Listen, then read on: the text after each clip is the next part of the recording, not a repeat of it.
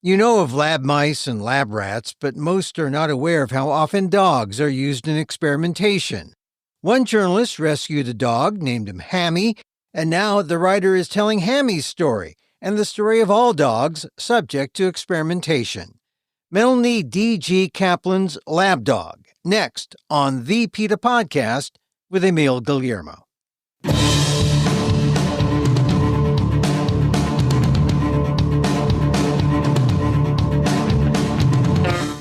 Welcome to the PETA Podcast. I'm Emil Guillermo, your host for this inside look at animal rights, brought to you by PETA, the largest animal rights organization in the world. On this episode, Lab Dog, a new book by Melanie D.G. Kaplan, is the investigative memoir of a journalist who rescued, then fostered a lab dog she named Hammy. Kaplan loved the dog, kept the dog, and became curious about its past life. As a journalist, Kaplan interviewed animal rights activists and experimenters, and she says she sought an apology from the experimenters for her dog Hammy. Did she get one? My conversation with the author of Lab Dog on this edition of the PETA Podcast with Emil Guillermo. So, Melanie, I have to say, I was looking at the book's cover. Very enticing. You've got that dog, the name Lab Dog, your name Melanie D.G. Kaplan. I don't suppose D.G. was like dog, right? No, that's, you didn't leave out the O. There's no Olivia or People something. have suggested it might stand for dog girl, which I kind of like. Yeah. All right. So back to the cover. The cover, that's not your dog? That is your dog? The cover is not Hammy. It's a picture that the publisher came up with, and it's a stunning cover. I love it. I love all beagles, but they have a policy of not using author-provided photos. I was really upset about that at the beginning because the whole book is about one individual dog, but it's also really all beagles and all animals. So I could justify it in my mind, but I was really hoping for Hammy on the cover. So if you open up the book a few pages in, you'll see a big picture of Hammy. Well, now, not to dwell on this too much, but I was, when you told me that, I was a little startled because I thought, what a handsome dog. I want to see Hammy, and instead I get the stunt dog. I get not the real dog. But the point is, it's like every dog, right? You're trying, or every It beagle. is. Yeah. It's every beagle, even though he's a stock photo beagle. Yeah. Let's hope he's a little cut above stock photo because it's handsome. It is a handsome dog. But Lab Dog, that just the name is also enticing because people talk about lab rats and lab mice. Lab Dog, I don't think people really understand that there are dogs in labs.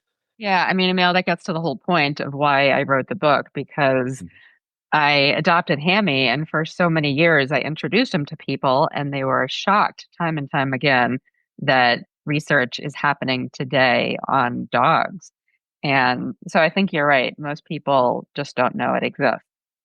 So it's eye-catching in terms of the handsome dog who's not your dog, but stand-in, and the name Lab Dog.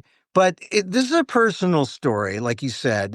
You adopted Hammy, and Hammy, tell me Hammy's story that got you into this. How Hammy said, you know, I am your subject. You must write about me and all other beagles.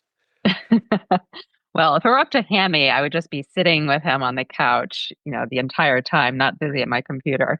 But like I said, I adopted him. It was 2013. And for many years, I just showed people the blue tattoo that's in his ear that ends up on the ears of all research dogs. And, people would say, oh my gosh, this still happens. And then eventually I just had a bunch of questions in my mind about why we're still doing this. And as a journalist, and as a very curious person, I thought I need to go find some answers. And Hammy and I had done a lot of travel stories together. And he was used to hopping in the car and taking road trips with me. And I decided to set out and make a list of people I wanted to visit and try to figure out where I could get some answers. You adopted Hammy, and tell me his circumstances, because his circumstances as a lab dog and how you adopted him is really how, is the light bulb. So tell me Hammy's story. I was made aware of an organization called the Beagle Freedom Project. And as soon as I heard about it, and I was surprised at the time that research was happening on dogs, but some of these dogs were getting out of labs, dogs that they still had their health and they were appropriate to be living in homes with people. And so I signed up to be a volunteer to foster one of these dogs. And I began fostering Hammy. I didn't know that I was going to adopt him. In fact, I really thought it was going to be a short term thing with him. And you know how these stories go. I fell in love with him and he needed a lot of attention. He was really scared when I brought him home. I spent a lot of time just calming him and making sure he was comfortable and keeping him away from loud sounds. And over the years, our bond just became stronger and stronger. And by the time I was writing this book about him, we were really inseparable. I just felt like here was one being who'd been on the other side of this thing we know so little about. And now he was in my life. And I just cherished every moment of that. You saw him as a being that's above dog, right? I mean, most people don't get to being when it comes to the dogs in our lives. They just stay at dog. But this was another level for you. Yeah, thanks. Thanks for saying that. I hadn't thought about it that way, but he really was so special. And I learned a lot from him. And just being able to share his story now gives me, a lot of joy. Now, did you have any idea? I mean, you adopted the dog from a lab, but did you have any idea about his life until you started investigating it? I really didn't know. And I don't think that I wanted to know anymore because this is a difficult subject. And all I knew was that he came from a lab in Virginia. And when I set out to do this research, I did find more information about his background. And, I knew that there were a number of things he could have been used for because dogs are used for biomedical research, they're used for drug and pesticide testing, they're used for education and veterinary schools. And so I was able to narrow it down a little bit. But when I tried to imagine what his life was like in the years when he was in the lab, I really had no idea. Well, you're comparing it now to he's in your living room, on your couch, on your lap, to he's in the lab. That's got to be night and day when you found out what happens to dogs in labs. Oh, yeah. And I still just didn't want to go there because you think about somebody that you love and then think about them in an uncomfortable situation. For dogs, sometimes they're kept in kennels. So there might be a couple dogs together. They might not be housed by themselves. But still you think about the monotony of their lives, just what life is like in captivity. And they don't have a lot of stimulations. Like when I first adopted Hammy, I don't think he really knew how to use his nose. And he was a beagle. Beagles are like super smellers. And I literally had to play games with him and hide treats around and teach him how to sniff like a real dog. So thinking about him in that lab environment um, was really upsetting, even though I didn't have a clear picture.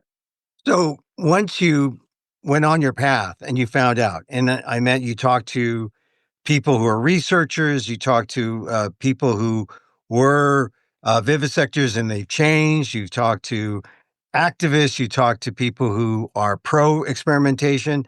What did you find? And did you get into a lab and did you see dogs in labs? I did get into a lab. It was a mouse lab, and I also saw naked mole rats. I did not get into a dog lab. I was fortunate enough to talk to a couple people who'd spent their careers researching on dogs. So I was thankful to hear their perspective and glad that they were willing to talk to me just to help me understand the big picture here. When I did go see the mice and the naked mole rats, it really stuck with me. You see that these are animals that eat and drink and curl up and cuddle against each other, and they have lives and personalities just like we do, and families. And so to see them in cages was troubling, and that's before the experiments even began. And were they well treated in your mind, or do you think they were given the kind of respect animals and other living beings deserved, or what was your initial reaction? I didn't see that they were treated poorly. They had food, they had water, they had clean little wood chips in their cages, but they didn't have an environment and a life where they could live out who they were supposed to be. So they couldn't search for food, they couldn't dig, they couldn't do their mice and naked mole rat things. And dogs in labs can't do their dog things. So that was one of the big surprises, or what surprised you the most after talking to people? Well, first of all, let's talk about when you talked to the researchers about dogs. What did they tell you, and what surprised you about what they told you? I went into this thinking that I was going to find the person who experimented on Hammy and the person who bred Hammy. And I did not find those people. And then I thought, when I found somebody who researched on dogs, they would meet Hammy, they would apologize to him because they would realize what an amazing little creature he is and whatever he endured shouldn't have happened. That did not happen. The dog researchers I talked to felt um, proud of their work. They felt good about what they were doing to improve human health.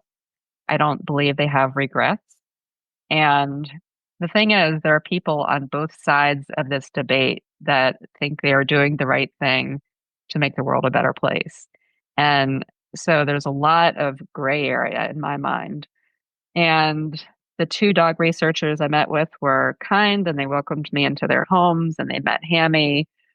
And I kept waiting for them to say, "Oh, Hammy, I'm so sorry."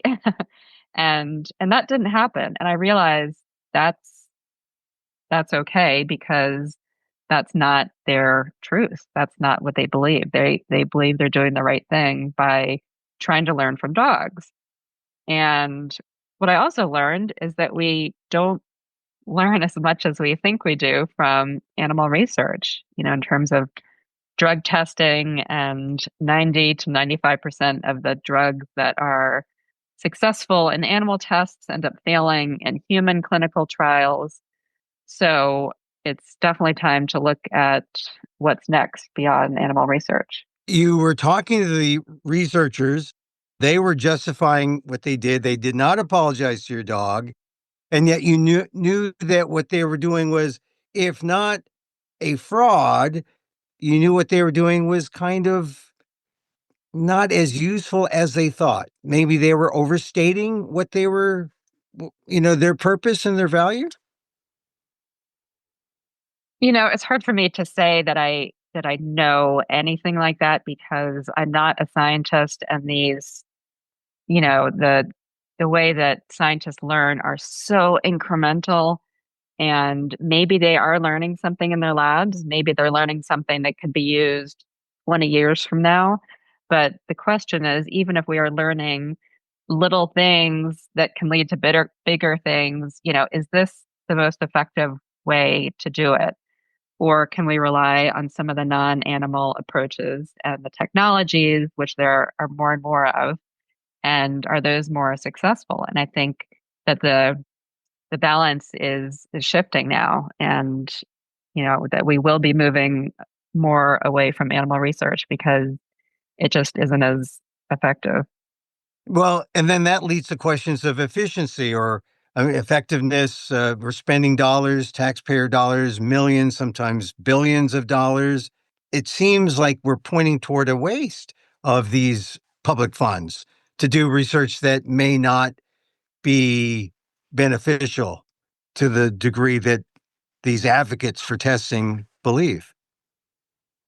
That's right. It's billions of dollars every year spent on animal research, and the new administration is talking about moving away from animal research and putting more resources into these other methods.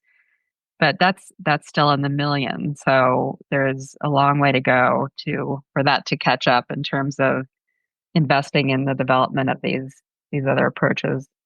Now, you call your book an investigative memoir because it begins with Hammy. You investigate, you go deep, and you answer as a journalist. You're very balanced. I mean, are you aware of your being the mediator here? Of talk. I talk to the researchers. I talk to the animal rights activists. I know Hammy. Um, were you concerned about where your scale was tipping, or where you were seeing, the end point of your book, would lead you to what conclusion, right? I mean, you had to be persuaded, or were you always journalistic and trying to stay that middle course? Oh, that's a good question. It was tough to be in the middle sometimes because of course I was pro Hammy 100% of the time. I never wanted to have him in a lab. I really don't want any beagles or any animals in labs, but I did work hard to hold on to that middle ground and hear both sides because I think that's the best way to tell this story. I've read books written by animal activists and I've read books written by academics. And, I think the reality is just a lot messier than one side or the other. So that's how I wanted to tell Hammy's story because all these voices are important. Unfortunately, I didn't get to talk to as many people on the research side as I'd hoped because they just weren't willing to talk to me. What does The that brief tell you, though? What does that tell you if they weren't willing to talk to you? that yeah, that tells me either they are afraid of being harassed, which I know they told me that, or they're gatekeepers, meaning the communications people at the universities say no, they can't talk to you, and they're not letting them talk. Um, but it was important to me to tell their side of the story as well. Were they telling the absolute truth? I mean, I guess they could tell the truth from their perspective as researchers, but were they omitting some things that you think that they did not prioritize that should have been in their response? The researchers that I did talk to, Mhm. I mean, were they both good and bad, or they all bad or all good, or what was your how would you weigh them on the scale? I'm sure they were leaving out some things, but I felt like they were pretty open with me. And one of the researchers I spoke with didn't want his name or his university used, and I don't think he was hiding anything, but I also think that researchers to a certain extent have to compartmentalize. We go in there and we might see what's happening to an animal and think, "Oh my god, that is awful." And the researchers who are doing this work, who are doing these experiments, they might have to just block out some of that to be able to do it and to be able to see what's happening to these animals and then go home at night to their cats and dogs and somehow see them differently. They're not getting as attached to the dogs in the labs, and you just have to do that to, I think, just to stay sane. I mean, I had to do that a little bit. Some of the stuff that I read, I couldn't open myself up to it 100% because it's just too upsetting.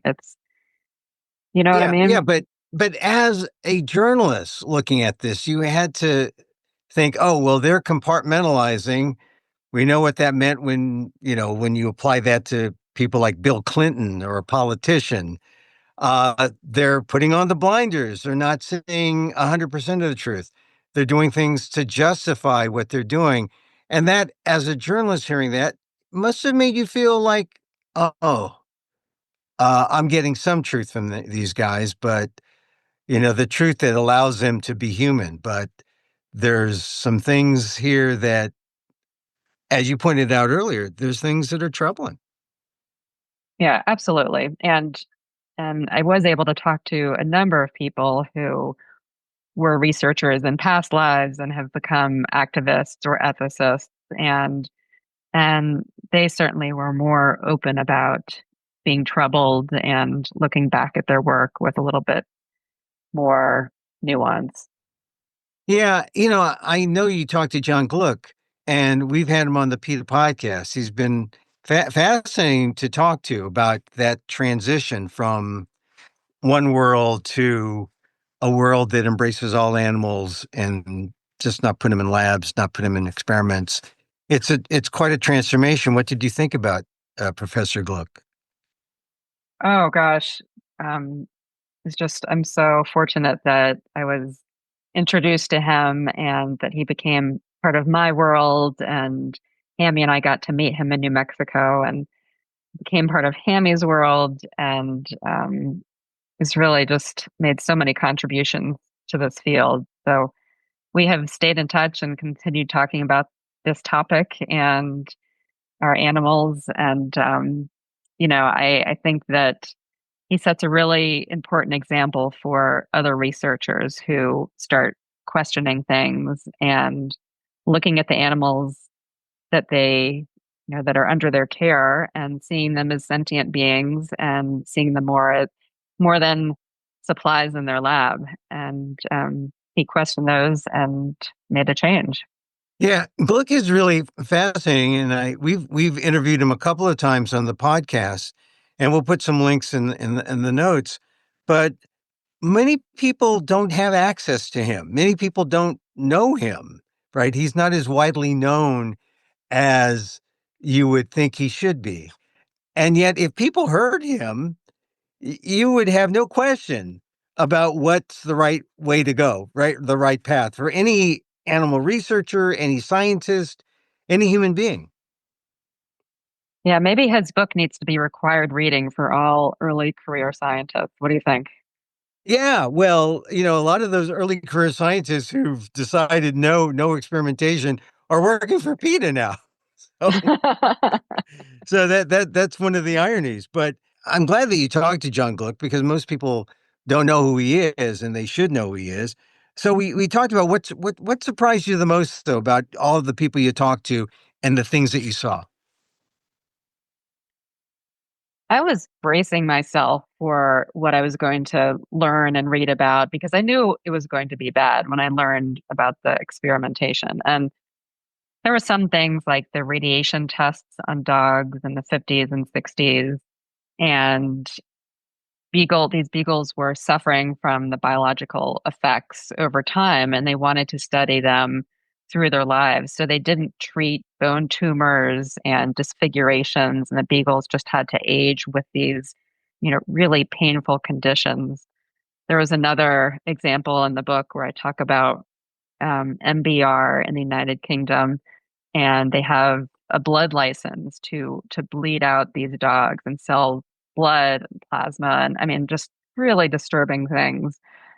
But I have a quote from Larry Carboni in the book, and Larry, some of your listeners might know, is a retired lab animal veterinarian, and he's got a new book coming out next year called The Hidden Lives of Lab Animals. And in his first book, he talks about the animal welfare not being compromised through the grand torture that animal rights activists describe, but in 1,001 smaller ways. So just being confined and alone day after day, struggling before a procedure, or dying when they're not useful anymore. And I think that's what surprised me, is just that this was kind of the norm, the everyday thing that happens to these animals. Every day they're euthanized and their organs and tissues are studied. And that's just what happens. That's not out of the ordinary. Yeah, it's sort of like Groundhog Day for actual groundhogs in a lab. And that's torturous. That's, why are we doing this? I mean, there's only one conclusion. But to get to that conclusion, I guess it's important to read your book or to go through these documents or to see a lab or I know you're trying to be even-handed in your journalism, but is it something that you have to see to to believe or be saddened by what goes on? I don't know that you have to see it. And some people can't look at these pictures. Some people can't watch the documentaries. And I respect that. I had to turn a lot of them off very quickly. I think that reading Lab Dog is a good start because I was very careful about what I didn't put in there. My point was not to put in every detail. I mean, I wanted this to be a book that everybody could read. And certainly there are parts that are hard and difficult to get through, but we've got story of Hammy throughout it, and this is a very personal story. And I think my journey with him is a good entry point to learning about this, just the basics of what's happening. And, as you know, it's something that people can talk about. They can make changes through the way they shop. They can write letters to their elected officials, but really just getting the word out Yeah. and making Well, sure that everybody knows it's happening, right? yeah. Well, there should be more debate, but some people think there should be no debate. That on both sides feel that there's no debate. We need to experiment. We don't need to experiment. Well, tell me. Let me ask you a couple quick questions before. What saddened you the most about the research and ultimately the book? Either change this debate to where people see, oh yeah, you're right, the world is round. I would love to see more people from both sides come together to talk about this. Like you said, to debate this, to put it on the table and figure out, all right, what are the steps that we need to take from here? Because when you talk to people in the research community, they will say, and I hope it's not just lip service, they will say, we want to start using more non animal methods. We're using as few animals as possible. But I don't know when you get into the labs if they really are using as few animals as possible. If they're really saying, okay, we're not going to use these animals unless we can definitely benefit enough to make it worth it to take their lives. Or, what is the bar that we're using? I don't think it's really very high right now.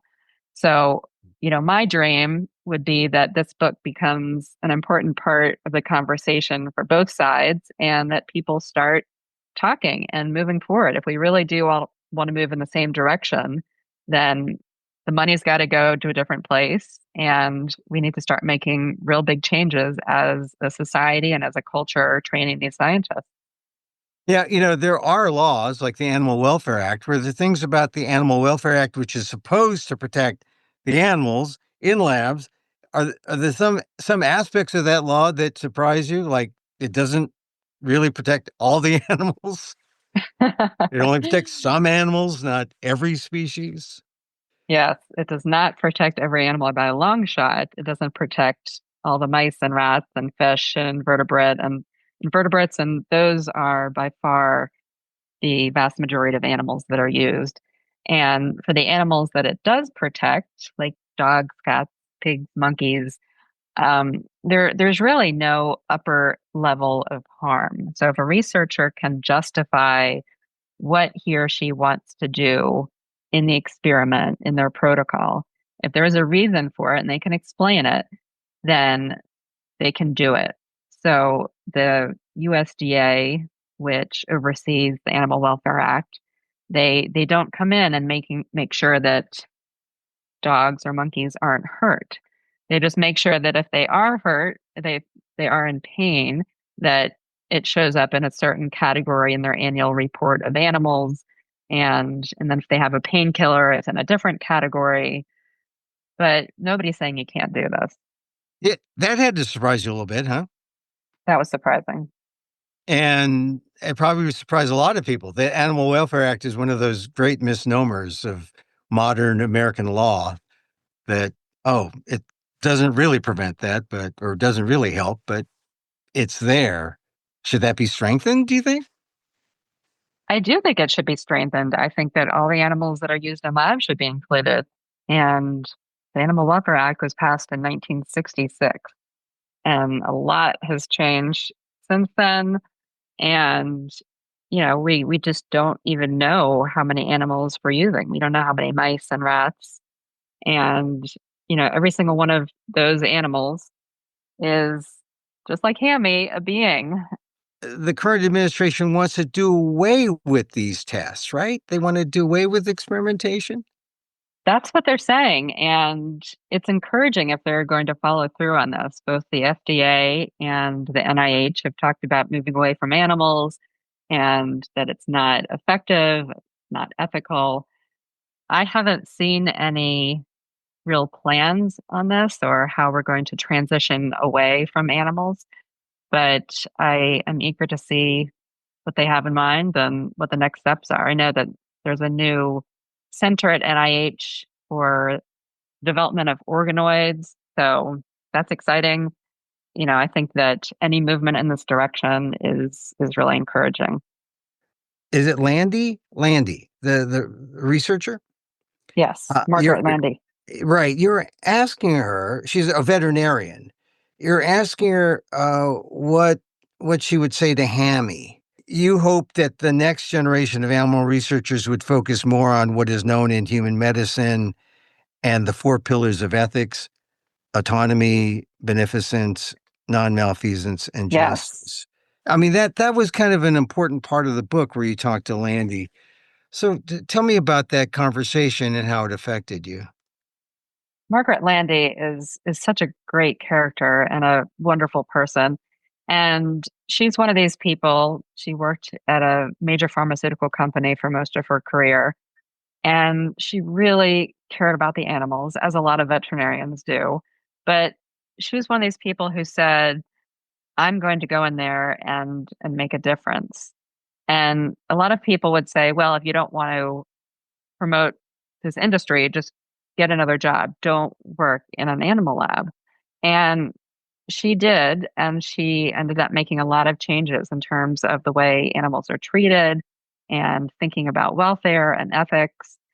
And, when she talked to Hammy, it was, gosh, it was really emotional for me because I know that she wants change to happen and she's seen thousands of dogs and other animals in labs and what's been done to them. And so there's, she doesn't have blinders on, and that was really refreshing to know that she really understood it and really thinks we need to make a change. And she's still doing that work.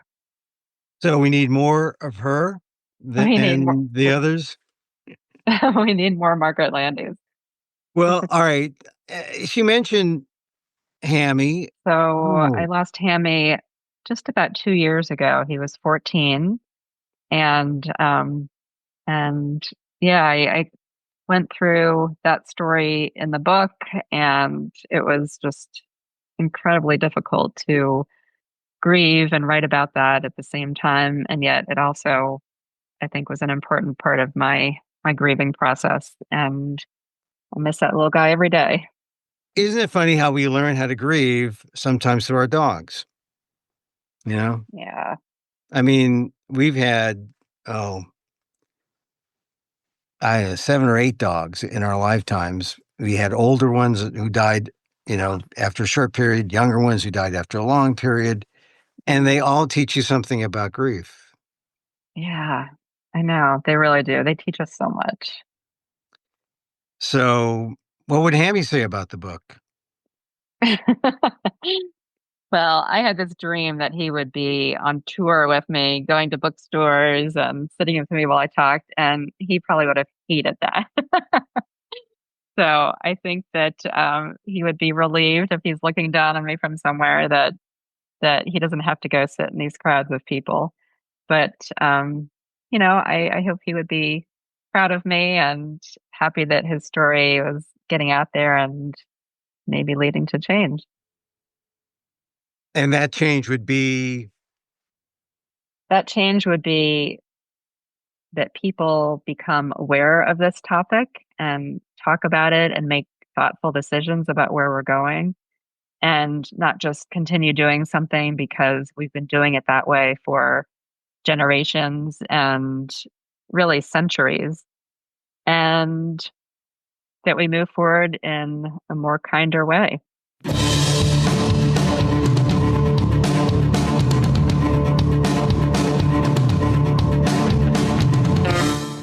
Journalist Melanie D.G. Kaplan used her dog Hammy to launch an investigative memoir into animal experimentation with dogs. And her book, Lab Dog, tries to play it down the middle. But like Kaplan said, when experimenters wouldn't talk to her or spoke with blinders on, she found it troubling. And when experimenters would never apologize for what they did to dogs like her Hammy, well, that's also telling. Get Kaplan's book, Lab Dog, wherever books are sold. And that's our show for today. Thank you for listening. Don't forget to send a link of this show to your friends. Tell them you liked the PETA Podcast. You can contact us at PETA.org. You can find me on X at Emil Amok. That's EMILAMOK. Or see me at AMOK.com. Or find this podcast on YouTube at Emil Amok 1. And once again, thank you for listening. Check out all our episodes on your favorite podcast app or on Apple Podcasts, where you can subscribe to as well as rate and review the show. It helps get the word out about the issues you care about. And here's a tip. Some podcast players have every episode, all 400 plus. That's right. Well, you just got to find the right one. One podcast player I know of is Castbox, but they're not sponsors, but just check out other players and you can get all 400 plus episodes. There may be others. I'm sure there are others. But if you really want to listen to that very first podcast episode, an interview with Ingrid Newkirk, well, that's where you go. Our music is provided by Carbon Works. Check them out on YouTube. And join us again next time for more insight into animal rights and the fight for a cruelty-free world on the PETA Podcast. I'm Emil Guillermo.